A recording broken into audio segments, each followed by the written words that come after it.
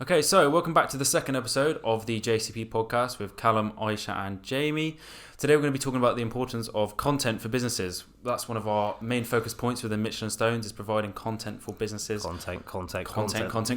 It's our main focus. So I just want to talk about the importance of content and dive a bit deeper into some of the sectors within content, because content's a very broad term. There's lots of specifics within there. So I'm going to start off by asking you guys, what is the importance of content for businesses? Do you think that it's important for businesses to create content, essentially? Yes. Okay. Why do you think that? Every business as well. Yeah. Mm-hmm. And it's important for so many different reasons. Mm-hmm. Because, obviously to market, but, to show, say it's a product, say it's just a product, to show what that product does, to show, people using your product, to mm-hmm. show, what it could do, all of that. There's so many things, and I think people are they're looking for something before they buy something. More now than ever, they're looking to know as much as possible about the product. Mm-hmm. They're really making the most of their dollar, basically. Yeah. So I think it's paramount. I mean, if you make the best product ever, but no one ever sees it, what's the point in making it? Did you even make it? Yeah. Did you make it? Exactly. Yeah. I think it's important as well because we talk a lot about human positioning and personal branding. It's a term that we use is human positioning. Essentially what that is people buy from people and not businesses. That's the big shift that I think has happened. Especially with influence and stuff, isn't it? Yeah. Yeah. Yeah, that's why influencer marketing is so big now, I think. But it goes back to kind of what we were talking about in the last podcast about being active on social media and creating content. It's important for businesses, not just as your business. We create content for Michelin Stones, but also all of us create our own content. Yeah. Yeah. So that combination of kind of having a bit of content to advertise your products and services and also having that really humanized approach is really beneficial. So it's 100% important. And if your business isn't already creating content or thinking about starting up a content plan, or if you're not on LinkedIn, then bloody do it. Yeah. There's so many different avenues as well, as you say about products and the services. It works for all the sectors. Any type of business in any industry, you need to have some form of content, whether that's video, whether that's just copy, whether that's just graphics, because some things are really demonstrative. That's not how you pronounce that word, but we're going to move on. They're, you know what I mean? They're super user friendly and people want to see you use them, and but other things you can only really just talk about them. And so you have to have content. Because people just need it nowadays. It's a way that people especially for a B2C company.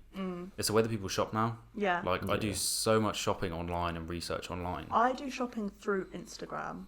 I've never done that. Yeah, but once you start, you realise it's maybe I don't follow the right people, but I don't think I've ever seen something on Instagram that someone's wearing as well and gone, oh, we'll go and buy that. But it's not just clothing. It's say someone, especially with all these new updates, it's crazy out there, but with makeup or different products like that, and I've done it with services as well. If someone's made a reel or something, and then you go on the company, and then you go on that page, and then you can see it's in there, or maybe you see a post and the item is in it, and then you click on it, and then it takes you to the shop, and you've already seen maybe 2, 3, maybe even more pieces of content showing you that product and getting you to really like it or proving that you do like it. Then you just, I don't know, it's the next step. You don't have to go to a new website. I think people are so lazy. Yeah. People myself always included. want the next step handed to them. Yeah, literally, and it's perfect for that, which is kind of worrying, I suppose. What do you think? What do you think is the best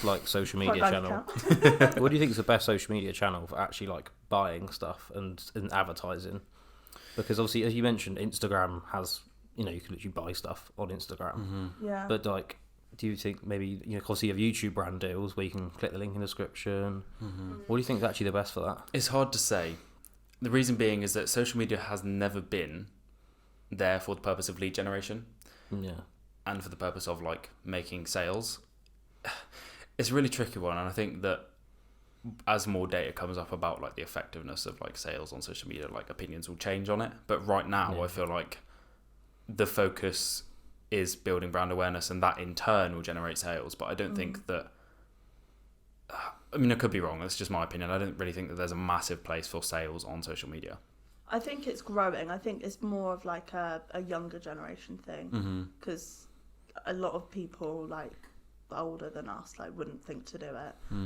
But no offense, Benny. Older? No, like you were saying, I would never do that. But it's interesting. It's interesting that he says that though, because it just goes to show that there's still so many other demographics that shop differently. Yeah. And that's why knowing your ideal customer profile is so important, because you need to know the audience that you're selling to. Yeah. Because you can't just like have one solution for everyone, because as we've just discovered, people shop differently, and that's not new news. That's been the same for many years.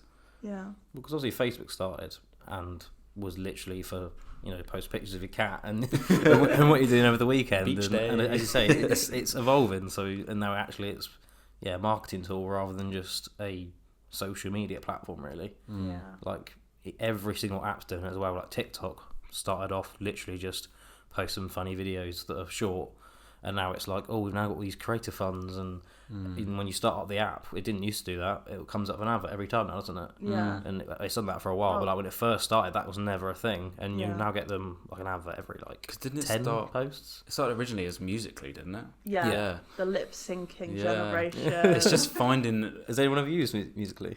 No. Yeah, did you actually use it? Probably when I was Yes. like younger, when I was like 13 or something. Me God. singing to like Nicki Minaj, like really badly lip syncing it, and do you know the angle? Yeah, we should do some of that in the podcast one day. Oh no. Oh, God. Brilliant. So kind of moving on from the general big bubble of content, I suppose there's like smaller little things that we can talk about. So I know that we kind of talked about in our last podcast that we have our own little specialties within content creation. And I noticed that you have a very big passion for like copywriting and like telling a story through writing. So maybe do you want to just give a bit of like an insight into like why you enjoy it? But it's not just copywriting as well. I think I found a love for like community as well. But I think it's so important to tell a story, because like whether it's your personal brand or it's just branding in general, like people want to go through that journey with you almost. So yeah, that's why I love that. It's kind of a short answer. Yeah. I mean, I think quite often the caption can make the post. Yeah, and it doesn't have to be like long. It doesn't have to be drawn out. Like sometimes like 4-word captions will just like they just get you. they're You know just what I snappy mean? and they resonate. Yeah, like especially with like tone of voice, where it's like you can make something really great to post, and then you post it, and it's just like, this is this, and that's the caption. This is a picture of a dog. But like you could, whereas if you a different tone of voice will be, you know, something a bit quirky, maybe a dog pun or something, and then that's more likely to get engagement because your copywriting's good. Yeah. I was going to touch on that actually, as like tone of voice. Do you think it's important for every business to have their own tone of voice? Yeah. Why? Because it's like like you said, like people buy from people, and if you're a business like nowadays, you kind of want to be a bit more personable, so you need that tone of voice, because otherwise if I'm scrolling or, you know, I'm looking at a billboard and I'm not really resonating with it, like you don't have to be similar to me, but I need to know that like your brand has its own personality. You know what I mean? And it means people can resonate with it as well. Yeah. You're creating what's called a parasocial bond, or it's essentially like, Ooh. I know, big word. Thank you, James Gale. No, it's essentially just creating. It's like giving the illusion of creating a relationship with someone, even though you're not directly speaking to them. Yeah. So, like, a business's audience might create a parasocial bond through like personal stories, like interacting with them. You're making your audience feel like they've got a close relationship with you, even though you've never actually met them. You know what I mean? And that's why I think tone of voice is so effective, is because if you identify your ideal customer profile and you cater your tone of voice to that, boom. Yeah. You're creating that relationship. It's huge. No, I agree. Yeah. I think we're seeing like a massive shift at the moment in tone of voice, like with TikTok and like Twitter and stuff. Because companies like Ryanair and stuff, like if soon you've seen like Ryanair's TikTok, and like, you know, the kind of way that they communicate now is so different to how they would have done like, you know, 4 or 5 years ago. Because now they've basically, you know, they've got someone kind of young, as it were, or young sounding tone of voice, to come in and basically try and communicate the fun side of that, and then people are probably more likely, especially the younger generation on TikTok, they're more likely to think about Ryanair because they're being more down to earth, and like I feel like there was such like a screen up of like companies and the consumer for like a while back, and obviously as it's getting social media's growing, we're seeing more and more like admins having like jokes with people online and stuff, and that always just makes you more like your brand so much better. Oh, I love it, because immediately I'm just gonna keep thinking of you as a brand, like especially if you said something funny and I've actually laughed out loud, not just a haha. Then I'm immediately going to think of you. Something I literally saw last night was this Instagram page called Love of Puns. It's just like British banter, and it was like Cat from EastEnders had biceps, and then it was like me like on my way to a Pure Gym or something, and then Gymshark commented like live, laugh, lunge, and I literally laughed out loud. I love that. And I'm always gonna like, I don't know, I'm gonna think about that for maybe a couple more days. Like every time I see them, I'm gonna have another like positive connotation with them. So yeah, and I love that as well, because it's like, why wouldn't you want to like interact with your community just because you're like a big brand, like. And it doesn't have to be sarcastic, it doesn't have to be funny. Sometimes it's just like a nice comment or something like that. Yeah. I think it's really important. Because if you see that you've been like noticed as well by like a brand, you're instantly going to be like, oh, that's my brand now. I'm going to go and shop with them or use their service. Yeah. Even if before you wouldn't really like associate with them at all. Yeah. Yeah, 100%. Yeah. I think it kind of ties on with my next point, actually, is one of the things that we've incorporated a lot over the last, God knows how long now, is this whole thing around engagement. And I went through and kind of developed a bit of an engagement strategy. But when I talk about engagement, what does it mean to you? Because I know that's a very broad term, but to me it's all about like building a community and starting a conversation. So yeah, I mean, on a very basic level, of course, it's just like people liking, commenting, sharing, blah blah blah. But I kind of want to think like, why are they sharing? Why are they liking? Why are they commenting? And like you said, like having that conversation, like that community, because it's all well and good like people just liking your post, but you don't want people that are just going to like the odd post. You kind of want people that are always going to kind of like show up. You know what I mean? You want people that maybe even like almost look forward to your content, even if it's subconsciously. I've been doing a few webinars, love webinar, and in one of Pretty Little Marketer's webinars, she was talking about not just having followers, having advocates for your brand. And that's not just like general branding for companies, that's like personal branding as well. It's so important because like they will also do your marketing for you. They're going to share that to their friends, they're going to share that to their story. Their comment might garner like loads of likes and people tagging their friends in their comment on your post of your product or your blah blah blah. So that's how I see engagement. It's community, and it's like building that like that massive like arena like where people have things to say and like there's just conversations flowing. I think you see a lot of social media accounts, they like to like a great way to kind of engage people is obviously if you put something not controversial, it doesn't have to be like cancel worthy, but like for example the debate of like pineapple on pizza, like some companies will just like post something really out there like that, and then they get all the engagement, and then the next post is, oh, here's what we do, and then you also it's the whole jab hook thing, isn't it, of like drawing people in and then showing them what you actually do, and then for the engagement, doing something controversial is so good because you just get people being like, oh, what's that, and I hate this, no, this is my opinion, especially on Twitter as well. How dare you say you like Marmite?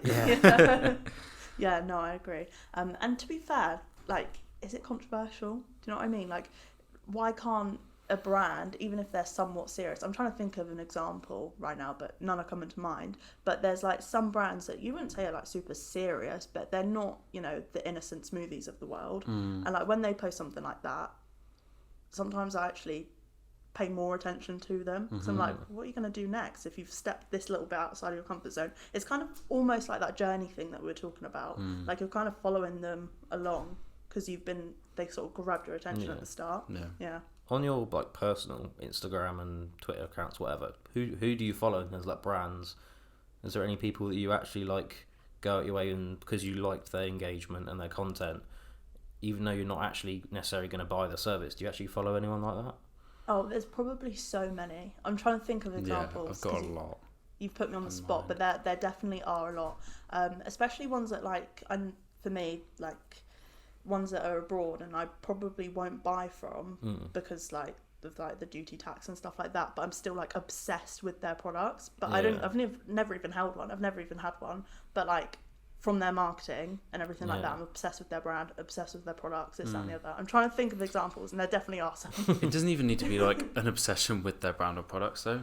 You know what I mean? Like, immediately when you said that, what came to mind was like content creators, like YouTubers and stuff like that I follow. Yeah. And it just reiterates the importance of video content and the importance of telling a story. Every bit of content, in my eyes, should be purpose-driven and story-driven. Yeah. Because without that, it's like there's no emotion to it. Think about the last time you shared a post to someone that you know.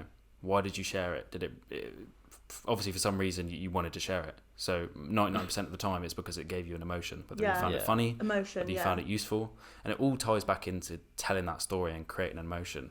Yeah. So when you're sharing content that's just like really bland and boring, and it's just like people will look at that. There'll be no emotion there, and they'll scroll past. Yeah. You tell a story, you generate that emotion, and that's how viral posts become a thing. Yeah. So it all comes back to that root, no matter whether it's like a business or a content creator or even people like us. You know what I mean? Yeah. The thing is, you never know what's going to go viral. Like so random things, like just the smallest things. Like for example, I don't know if you've seen recently on TikTok that girl that's like showing off her outfit and she backs into the chair and she goes like ow, and then it like so many people have just like clicked random songs of it. Yeah. It's like something like that. It's just so random, but like it's just gone viral. And like sometimes creating content can be such a minefield of like you think it's gonna, you're like, okay, this post is, look at all this stuff I put on this post. It's gonna be great.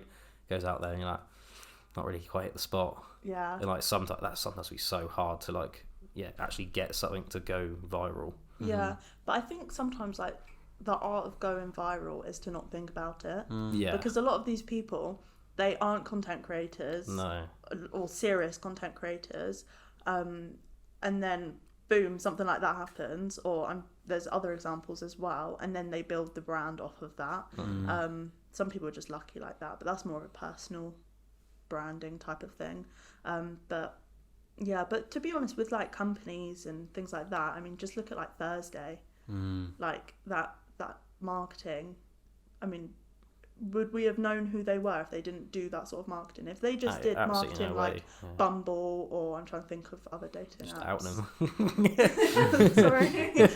I mean, I suppose it's not really an argument, but it's like Thursday's marketing tactics are great, but I think recently it kind of shows that if you plan too much and try to like break the mold, like too hard, then it can impact your business negatively.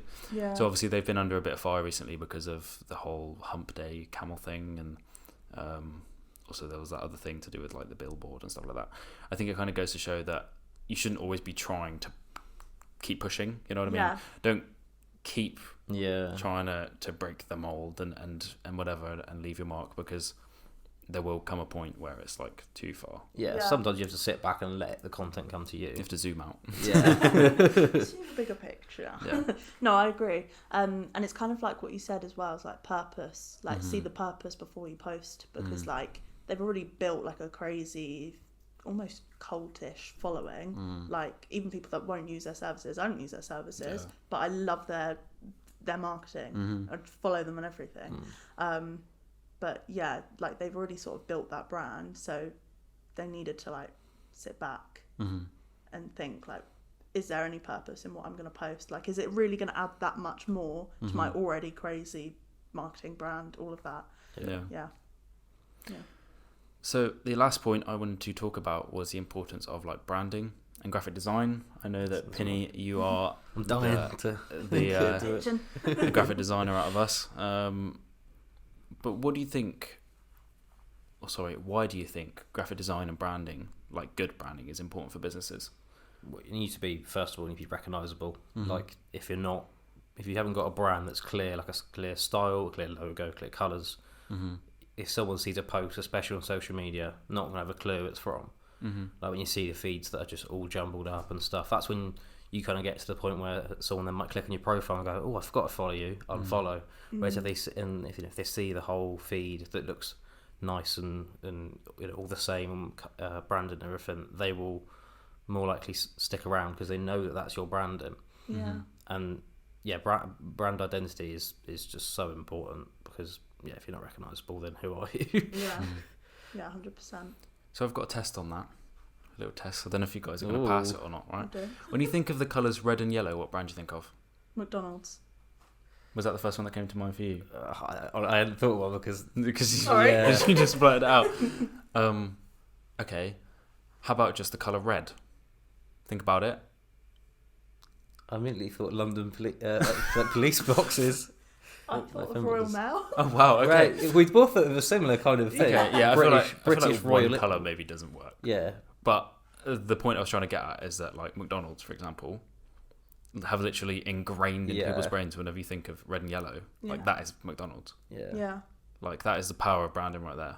You know what I mean? You can literally see something that isn't even got any M's or food or anything, and you'll see red and yellow, and you immediately think McDonald's. like even like such a rogue example like.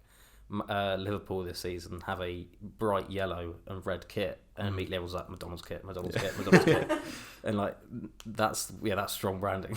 Yeah, it kind of reminds me. I don't know if you guys will know this, but there was this, like, Beyonce's got this collection with Adidas, and it's called Ivy Park. And they brought out these. They brought out this like new collection ages ago, and everyone was like, Sainsbury's workers because of the colours. So yeah, it's like the same thing. Yeah. I think when it comes to actually like graphic design on like a post as well, that's also so important. It needs to grab the attention and like immediately show what the purpose is. Because people are scrolling so fast, they're not gonna stop and look and go, okay, what's this post about? Read lots of copies and stuff. They're gonna literally want to see a bold title or like an eye-catching image, and then they're hooked. And even with like TikToks as well. You need to have, in the first few seconds, you need to have something that catches your eye immediately. And graphic design is so important to prioritise, as you say, zoom out and think, why am I making this post? What do I want people to see first? And what are they going to be getting out of this post after it? And then that's where you just need to think about that when making graphic design pieces. So that's everything from us today. Be sure to tune in next time for some more insight, some exciting conversation, and also some exciting guests. We've got a few on the pipeline. Be sure to reach out to us if you want to be on the podcast, if you're in the industry, or if you've just got a cool little outlook to talk about. Then hit us up. But it's been a pleasure, and we'll see you all next time. Bye. See you next time. See you later.